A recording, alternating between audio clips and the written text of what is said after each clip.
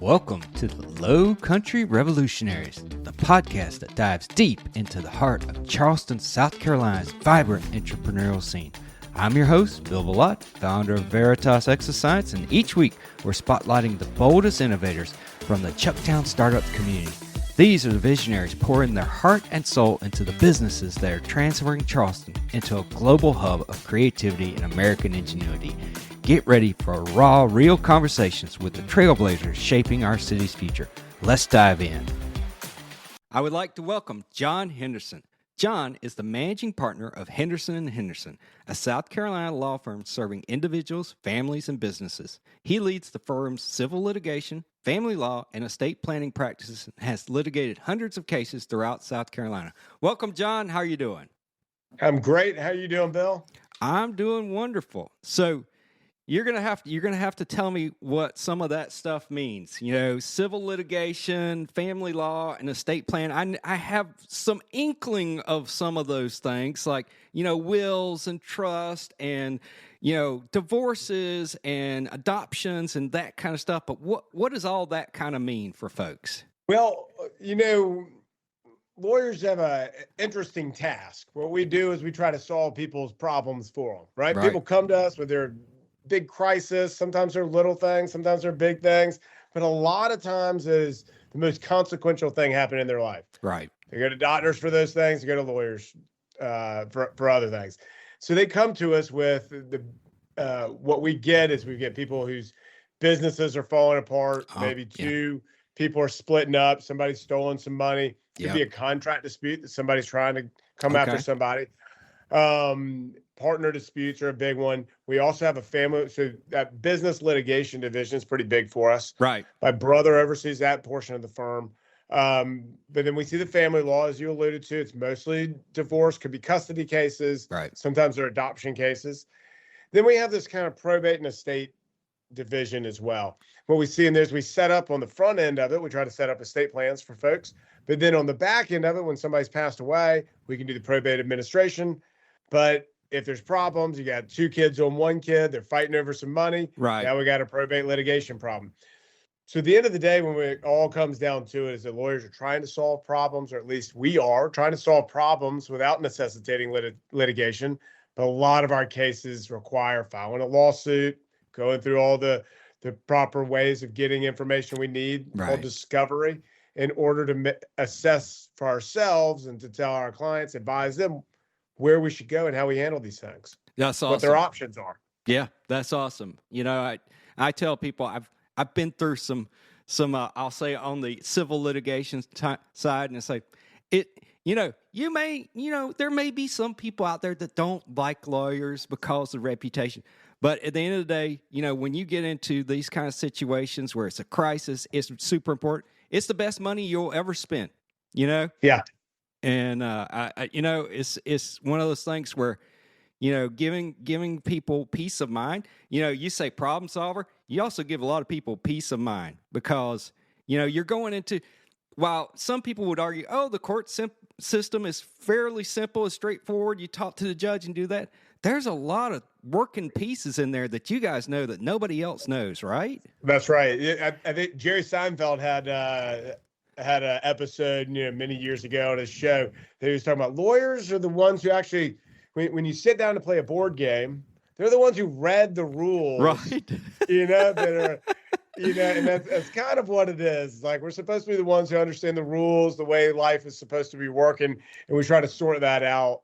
And then to the extent that we need to, we got to elevate it to a judge and let a judge weigh in there. But a lot of times lawyers just, like our whole legal system, even our political system is set up adversarially. Right. So that there's one person on each side and maybe somewhere in the middle is a place where people are going to agree would be a reasonable place, what we might refer to as justice. The just place to be is somewhere in between those. Right. And I assume you guys try to solve things out of court before you go to a judge because that makes it much more serious and much more involved usually. Isn't that the case? Yeah, it's a lot more expensive as well. So we always make a play to try to get it resolved. Other lawyers like to do that as well. If we can, between the lawyers, just saying, look, what they tell us when we graduate law school is that your duty is to zealously advocate on behalf of your clients. My job isn't necessarily to come out of the gate and say, hey, this is what is fair. That'll work itself through the system. But if I'm zealously advocating on my client's behalf and a lawyer on the other side is doing the same thing, and then after we swap some letters and some information back and forth, the evidence, whatever we've put together then we can pick up the phone and have a conversation about like, all right, what's a place to meet in the middle? Right. Sometimes one side's right and the other side's wrong, but a lot of times it's, there's, like it is in life, it's like everybody's a little bit right and everybody's a little bit wrong as well. Right. Yeah. There's two opinions and then there's the truth. That's right. Yeah, exactly. Yeah. And like you say, it's sometimes like everybody's got a little different perspective. It's like, it reminds me of like, when you're looking at the number 6 on the ground, it depends on which angle you're looking at. It looks like a 6 to somebody and a 9 to somebody else. And oftentimes that causes arguments. And then you got to get a lawyer involved, right? Yeah, exactly. Yeah. So what do you want folks to know? It's like, are you focused on like the Charleston area, South Carolina area? Do you want them, we kind of talked a little bit like, hey, they're coming to you when situations have gotten bad. Is it better to, engage with you guys way before that happens? What's kind of your thoughts on that? Not usually. Yeah, usually people, when they have something arise, they reach out to an attorney. Right. And that's the time to engage. Now, if you're starting a business, it's probably a good idea to consult with a lawyer about setting that up. You want to make sure that you're not doing anything that's going to cause problems in the future. You're getting your operating agreement sorted out, those sorts of things. Your vendor agreements as well.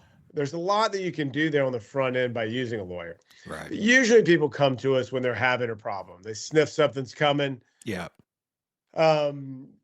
A lot of times people wait until it's too late. There's some people make decisions too early and then some people make decisions too late. There's somewhere right in the middle there where the porridge is just right. Right. Where you think that something's about to become an issue, but you don't, it hasn't quite yet. It's probably another place to reach out to a lawyer. Like, for example, 2 business owners who are starting to see things going in the diverging paths. They might want to go ahead and sit down with a lawyer and let's figure out how to break this thing up amicably instead of waiting until one person takes off with, all the money and all the assets of the business, that sort of thing. So, usually that's the play is to when something's approaching, you should probably try to reach out to an attorney, get some ideas. That's smart. And do you guys? I mean, you see it in the TV shows and stuff like that. Do you guys go by like a retainer system? How does it kind of work? You just show up at the office or how do you interact with folks? People reach out to us usually via our website or call the office to try to get some sort of consultation. They'll talk to one of our legal assistants right out of the gate to try to figure out, hey, what's the issue going on? Is it something that we can solve? That's the number one question we ask. Is this something we do and that we feel very proficient at doing? And then the second question we ask is, do they want to pay for our services to do that? Sometimes people are calling, you wouldn't believe the phone calls we get. Sometimes it's, I found, a hair in my food. It might be their own, somebody should give me $1 bazillion for that. Other times it's like, Comcast is really making me mad. I'm like, well, me too. Me too. Yeah. That's just not what we do. Sorry. Yeah. But usually, so we ask that question, is this a problem that we can solve? And then do you want to pay for it to be solved? So you asked about retainers. Generally, the cases we do, we get a retainer on the front end. Right. We bill against that retainer. If there's stuff left at the end of that, we return it back to the client. If not, then we keep going. We ask them just to keep refreshing that retainer so that we've always got some money. We don't want to be in a situation where somebody owes us $20,000 and they don't want to be in that situation either. Right. So, we try to make sure that the money part lines up on the front end. Yeah. Yeah. You get clear transparency and expectations on all parties. Nobody wants surprises at this point in the game, right? Yes, exactly. We're right in the middle of something and now it's we're out of money. You're like, well, we're in the middle. Yeah, like we can't, yeah, we can't stop. We already filed a lawsuit. Right. Yeah, it's funny you were talking about those calls. It's like I kind of, I call them sometimes McDonald's calls. Not to disparage on McDonald's at all, but it reminds me of the old case with the McDonald's coffee. That's right. And it's like, oh my gosh, so now everybody thinks if they get coffee on them or hair or something, it's like, oh, I'm gonna hit the big bucks here. I'm gonna sue everybody. That's right. Yeah, and that happens. But a lot of times people call about simple questions as well, things Right. that we can sort of point them in the right direction. That's, I think that this is a county administrative thing. Why don't you look up the website, so we can do some of that as well. Just kind of gear people in the right direction. If what they're needing isn't actually a lawyer or legal advice, sometimes they just need to look on the county website. Right. And, I have to ask, it's like, what you've had a lot of cases, you've been through hundreds of cases. In general strokes, not anything specific to anybody. What's been like the most interesting thing to you? What is really like, wow, I really made a big difference here kind of thing? Well, making a big difference and an interesting one aren't always the same, right? Not the same. Okay, so I would say on the making a difference front, probably resolving a lot of our, we do a lot of high net worth divorces, then a lot of high net worth sort of breakups of businesses. Yeah. And then also acquisitions of businesses and things. Right. That's probably the most meaningful and helpful that we can be. It makes a lot of sense to pay lawyers to do things where there's big money involved. Right. Because both sides need to make sure that they're not getting bamboozled. Right. Yeah. And with housing the prices. The most interesting one we did a probate litigation case over about $26 million. Oh, wow. We're still somewhat tinkering with, but we're mostly done with. But it involved forgery. Wow. It involved made up trust. Really? It involved somebody who false testimony. Whoa. We had all of it. Yeah. When you put that much money on the table, someone dies with that much money. Yeah. That's crazy. People come out of the woodwork. It's like, hey, we were married. Yeah. You're like, that's a marriage certificate. Sure looks like it. You're right. Then we had to go fight through that. And then oh, here's this other will. And we're like, what? That's interesting. That's funny. Yeah. When it's that much money, people will start to do crazy things. So we had to fight through this for our client to try to keep things between the lines. I'm pretty sure there were a lot of threats and a lot of cuss words involved in this. Right. And I won't say the types of drugs that some of these folks were on, but I don't know. Yeah, probably were not legal. Yeah, they were not. Pretty hairy people involved in this thing. So I was like, all right, glad this one is done. Yeah. I mean, that's crazy. It's almost like a spy thriller. It's like all you need is some offshore accounts and some, international espionage going on there. Yeah, that's right. They could have added that in if they were a little bit more sophisticated, but essentially this was a trust that was set up a couple generations ago because this branch of the family had some substance abuse problems. So the whole point was, and so it came on down the line and now this money's vesting to these folks. Yeah. And you're like, oh man. Yeah. That's right. It's about to hit the fan. So I'm just lucky that nobody got hurt. No one got shot. Yeah. We got out of that thing in good shape, I think. That's amazing. And people don't think it's like, oh, if you're an attorney, you're just doing office work, you're in a safe job. And it's not always the case, right? No, that is not the case. We've had a number of threatening people. Sometimes in the family law world too, is something doesn't go well. Right. It's like somebody loses their kids or whatever it is, they get super angry. So we've had to lock down the doors on a number of occasions just to make sure that we didn't get any nefarious figures coming in. Wow. Yeah. And, I've been friends in the past with prosecutors and they're more used to that kind of world. And, it's funny that, you're in family law, civil litigation, that kind of stuff. And it's still, when people get upset, That's they'll right. do crazy things, and they take it out sometimes on you guys, even though you're trying to help everybody. Yeah. Well, I know we have to remind people, like, I'm on your team. I'm trying to help you. Right.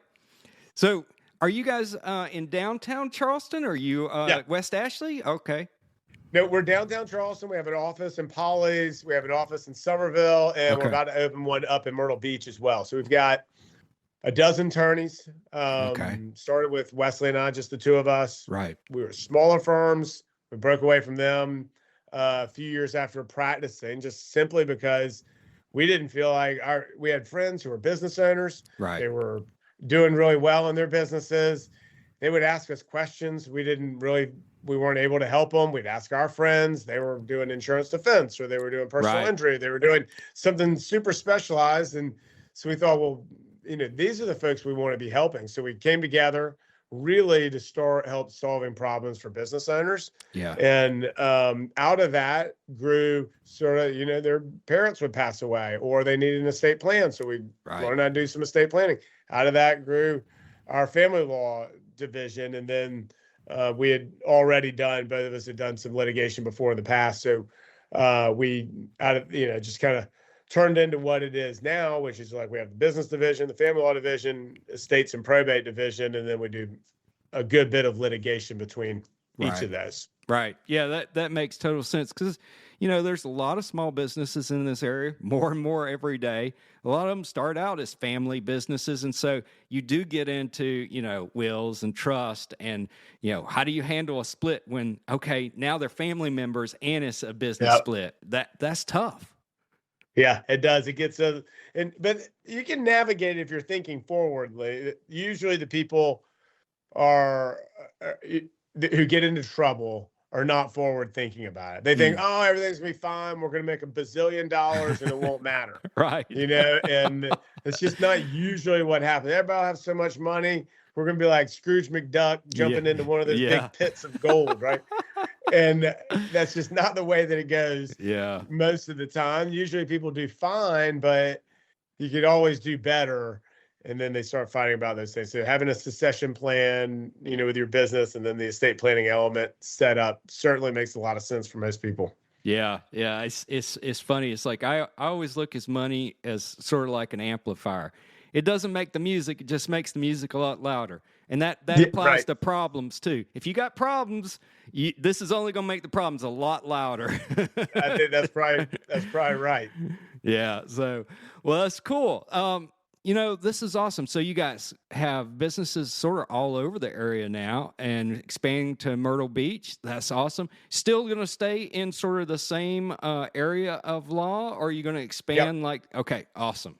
Yeah, I think we're going to stay in the same area. We like to be, as proficient as we can at our practice areas, without expanding into something else.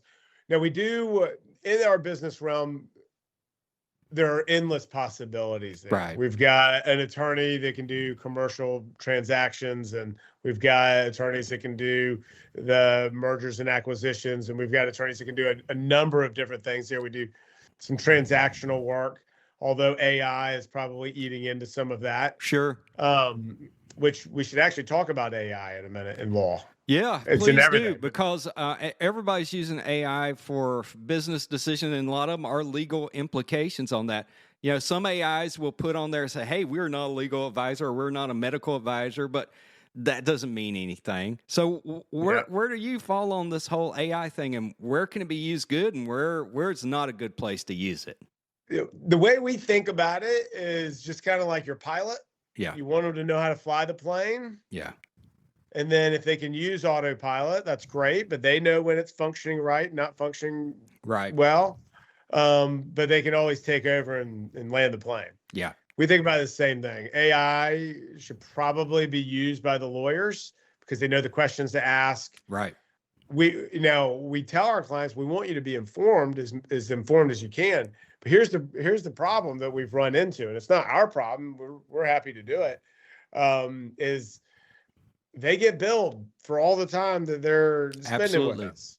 So now the folks want to be, super well informed, and they can be much easier. It's easier to be well informed or misinformed. Yeah. So they come to us and they send us a 2-page email with a bunch of questions, Right. some of which is relevant that we already knew, and Right. some of which is not relevant, but still they want an answer from us about that. Right. You have to spend the time to do it. Yeah. That's right. So they're spending money on us responding to something that might be superfluous. Yeah. It's just not it's just not a great. I think people may grow tired of that.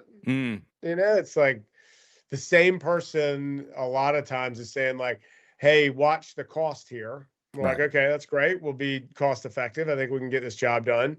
Is also sending us the really long AI generated message because they think that that's somehow helping us, but that's not really. Where it's super useful is for us to go be able to do quick research. It used to take us forever to do research on things. And now it's just like, it's instantaneous. So that should save clients money in the long run. Right. That is not balanced out yet. Clients are asking us too many questions, AI generated questions. Sometimes it's totally off the wall. It's drawing on law from Florida, or California or somewhere else. Oh yeah. And yeah, I've seen it. I've had to look up some stuff for a situation we were in, and the other thing I've seen AI do is I tell people it's good for about an 80% solution, but it's never going to give you 100%. You really need to know, like you said, kind of understand this area and don't take this thing as the gospel truth.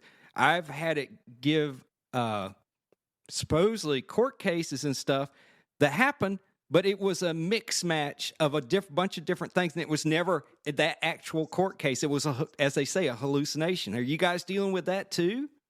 Yeah, they do have the hallucinations exist. The other thing that I think is problematic with it is when we are representing a case to a judge, for example. Right. We have a duty to be honest and truthful about that. Yeah. So if that case is good for us or bad for us, like we have certain ethical duties. AI doesn't necessarily, it can say whatever it wants. So it can cherry pick from a case, a line, incomplete line, or take it out of context and insert it in there. Right. I have an ethical duty not to do that, to be misleading, intentionally misleading to a court or to another attorney about that. So that's one problem. The other problem is that AI is still in a phase where it wants to please the asker. Correct. So everybody phrases things. I imagine doctors get this same problem, which is they're asking the person who's asking the questions of AI is asking sort of a leading question. Right. Can I get money back out of this thing? They're like, AI is going to say, yes, this is how you do it. Yeah. So it's not being totally objective about that. And that's really one of the hardest things lawyers do is have to pick up the phone and tell clients things they don't want to hear. Yeah. That's not the fun job, but it happens every day. I got to tell somebody something they don't want to hear. Yeah. Sometimes I get to tell them good news. That's great. But sometimes I tell them something that they're going to be mad about. Yeah. AI doesn't do that. They don't, like, here are your options. They're much more limited than you hope that they would be because of X, Y, and Z. They get mad at me about it for a second. Then we talk about it. AI is not doing that. It's not telling them the bad side of their case. And that's part of our review and our job is to say, here are your strengths, here are your weaknesses. These are your options. Yeah. Yeah. And that's very true. It's like, almost anything you put to AI, there's options. There's never like, oh yeah, you should completely stop. This is completely stupid. You're going nowhere. Nope. Oh, let's try this. There's always like one more thing you can try. It's like, and if you're using an AI that takes tokens and you're paying for it, you can spend a lot of money going down, as we call, rabbit holes on things that would never work. Right. Right. That's exactly right. Yeah. I tried to put together an itinerary for a trip we were doing last year with AI. This the first time that I ventured into this, and then I thought that it would be something I could do quickly because I knew exactly. but it asked me so many questions and had Yeah. so many things Right. that like 2 hours later, I'm like, what am I doing? This is a waste of time. I could have written this out on Yeah, a I could have been napkin done. in 15 minutes. Right. Like I knew what I wanted to do, and now you got me all the way over here. Yeah. You know, or a medical thing. If you ask about a cold, oh man, you're Oh gonna be yeah. Yeah. you're gonna be in bad shape. It is a dream and also a nightmare if you have anyone that's a hypochondriac, because oh my gosh, it can like, oh yeah, of course you've got this and this and this, and it's like scare them to death. And That's right. and yeah, it's kind of one of those things where it's a tool, but you need to understand how to use it, when to use it, and when not to use it. And I think that's, you know, an exploration we're all kind of going on right now, and especially a lot of the businesses around here, they're trying to use it to help them out. It does save a lot of time if you use it in the right way. You know, it's like, Totally. you know, to me, it's like a hammer, a saw, or something. It's like, as long as you're using it for what it was intended for, you're probably going to be okay. It's when you start using it off label is when things go crazy. That's right. And I wonder how they'll have to firm this up a little bit because it's still new. Yeah. So somebody's going to do something, take some advice on a legal front that's going to cost them a lot of money. Right. A medical front that they're going to die. Yep. Something's going to happen. You know, and like probably accountants as well. So I imagine that somebody's going to lose some money having to pay extra taxes because they're trying to do something, or they may get audited or something. Something's going to happen. There's going to be, my feeling would be, you know, some bad stuff is going to happen, and that will, because I'm with you. You mentioned it before. Is like just putting a little one sentence there that this isn't legal advice, call a lawyer, or this isn't medical advice, call a doctor. That didn't quite cut it because people are actually using it. So it is, in fact, practicing law without a license. Yeah.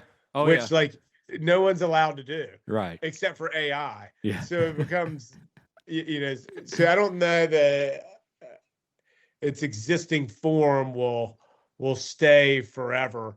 It'll have to be somehow tightened up. Like I can't answer these questions. You know, I can answer general questions, just not real specific questions or something. Oh yeah, absolutely. It's like, you know, it's like if you go here's an example that I've seen happen. So if you go to one of the housing things like Zillow and stuff like that, and you put in there, a lot of them have AI in them now where you can type in words. If you put in something, say, hey, I want to live in a right or left leaning neighborhood, they'll say, oh, we can't tell you that because of this law, you know, Fair Housing Act or something. But if you go to any other AI engine and you put that exact same thing in, they'll tell you all about all the neighborhoods and stuff. Oh, really? Yeah, I'm sure. So it is very dependent right now. There's not consistency across any of the AI engines. And same thing, all of them are somewhat, they all have their specialties. Just like, you know, just like an engineer, lawyer, whatever. Everybody has their specialty areas. Some are better at some things and some are worse at those things. So, and people may or may not understand that when they're just going there. It's like, oh, this is what I have. I'm just going to try it here, you know? That's an excellent point. Yeah, for sure. Cool. This has been awesome, John. I have to ask, you know, you've been doing this for a while. You guys are super successful. So what advice would you have for entrepreneurs out there in the Charleston area? Got two things. In Charleston, one thing that we did a while back was we decided that we would capitalize on the hospitality of the Lowcountry. We grew up in Walterboro. Nice. And so we've been in the Lowcountry our whole lives. We wanted to capitalize on that and realize that in an age of growing technology, what is the one thing that AI or Google or none of these things are really going to do? They're not going to be really hone in on that hospitality. So customer service has been a huge thing for us, that we want to be a place where people are getting a call back on the same day, that they're being treated with the highest level of respect possible. And so we go the extra mile to try to do that here at our law firm. So I would say to entrepreneurs that customer service is just enormous in every single industry. That's number one. And number two is just don't give up. If you have an idea and it's a thing that you can sort of verify that this works. Right. Law is obviously, there's a lot of people who have done law well. it works. Right. There are a lot of industries like that. If you know that it works, just hang in there, be patient. Yeah. It takes a long time to get. Wesley and I started, just the two of us. Then we got like a law clerk. Then we hired a paralegal. And then we have, it took us, we've been, I think, in business 12 years now. But the first 8 to 10 years was just sort of slow growth. And then now we have a lot of confidence that we can continue growing into the Myrtle Beach area, and we can expand and help more people year after year now. But it took a lot of patience and a lot of just grit to keep at it. So that's great. Those are the two things: hospitality and just keep at it. Yeah, that's awesome. Yeah, I totally feel you, because it's like, I think there's a lot of businesses out there. It's like, that customer service thing, everybody kind of feels that and thinks about, it's like, okay, I got to figure out how to put this up front. But this, like, hey, everybody's kind of thinking, well, a lot of people, I'm guessing, are thinking, hey, maybe 2 years, 3 years, and we'll be set. The first 2 or 3 will be rough, but it could take longer than that, like you said. And you just have to, you have to believe, but you also have to, as you say, verify. There is, this is a real thing that's needed. There are customers for this. We can make this happen.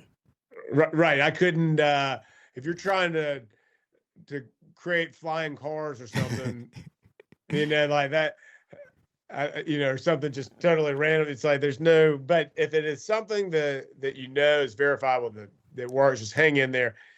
All of it takes a little bit longer than people would like. Everyone would love it took me a year and a half to build this business. Now it's amazing. Let me sell it. Let me sell it for 10 multiples. But that's just not the reality of most. And we see a lot of businesses come through this place. And that's the truth for most of them is, it takes 10 years to get a good business going. And then 20 years before they feel, and a lot of entrepreneurs feel like they never make it until they're like, sell the business after 30 years or whatever, it just takes, but enjoy the ride as well. So we've sort of recently been focused on that. It's like, it's fun building into it. Exactly. And just have fun with that. Yeah. And that's the thing. It's like, that learning how to enjoy the struggle. Yeah, that's right. That's exactly right. Look, if you're an entrepreneur, everyone knows this. It's like there's sleepless nights. That's just part of it. Oh, yeah. And you're responsible for, we've got 25, maybe more employees now. It's like, we've got a responsibility. So if something's not going right, it bothers me and it bothers Wesley. It's like, that's just part of it if you're the owner. But learn to embrace it and enjoy it. There's highs and lows, with every business and every year. Well, John, this has been awesome. I really appreciate you sharing everything today. It's been a pleasure talking to you. Bill, it's great talking to you as well. That's a wrap for this episode of the Lowcountry Revolutionaries. Thanks for joining us as we celebrate the fearless entrepreneurs making wave in Charleston's Chucktown Startups community. I'm Bill Bellot, and it's been an honor to share these inspiring stories with you. If you enjoyed this episode, subscribe, leave a review, and share it with someone who needs a spark of low country innovation. Until next time, keep pushing the boundaries of what's possible.